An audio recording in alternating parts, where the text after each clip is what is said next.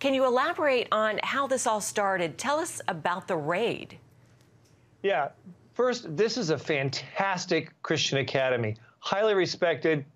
Many parents, they send their children here, and they're having a normal day.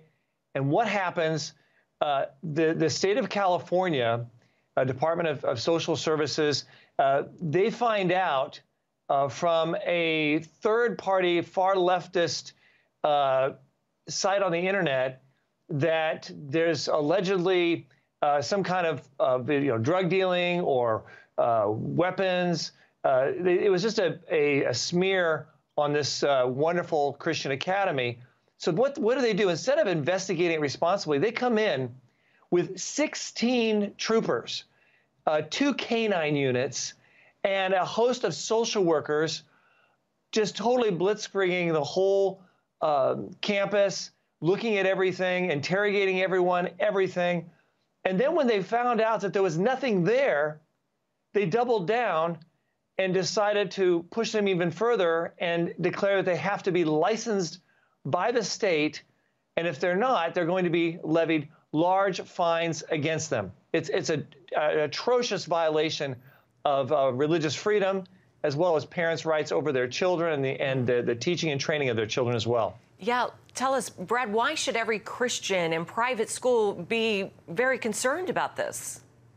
Yeah, if the state gets their way and they are willing and able to require this school to be licensed, what we're talking about is the state's requirements that this no longer effectively be a Christian school, because the school will no longer be able to restrict the sexual activities of the young people. They will no longer be able to give them clear boundaries regarding religious instruction. This will no longer be a Christian boarding school. And not only this one, but the very few others that exist will be effectively shut down and secularized overnight. And if they get away with this, then the next step will be to apply these same principles to private Christian schools throughout the state of California. And it's not going to stop in California, Wendy. We're going to expect to see this copied in other states across the country, starting with the dark blue states and then moving on in. So it's a very serious concern regarding the rights of a private entity not receiving government money to be able to have a religious school, religious training, quality academics, with parents wanting to be able to and being able to send their children to that kind of a school for that kind of training. That will be completely wiped away in the free United States of America, and that's why we at the Pacific Justice Institute have stepped in. Well, right. Well, real quick, Brad, what's next in this case? Well, we have filed a lawsuit against the state of California because of this continued bullying and harassment and threats. The state of California has countered, and they have filed a lawsuit in Shasta County Superior Court. We're in full-force litigation.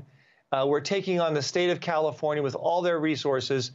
But this school is not backing down. They know everything is on the table.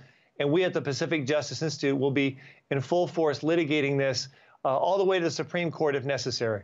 All right, Brad Dacus with the Pacific Justice Institute. Thanks for your work on this important case, and we appreciate your time. Oh,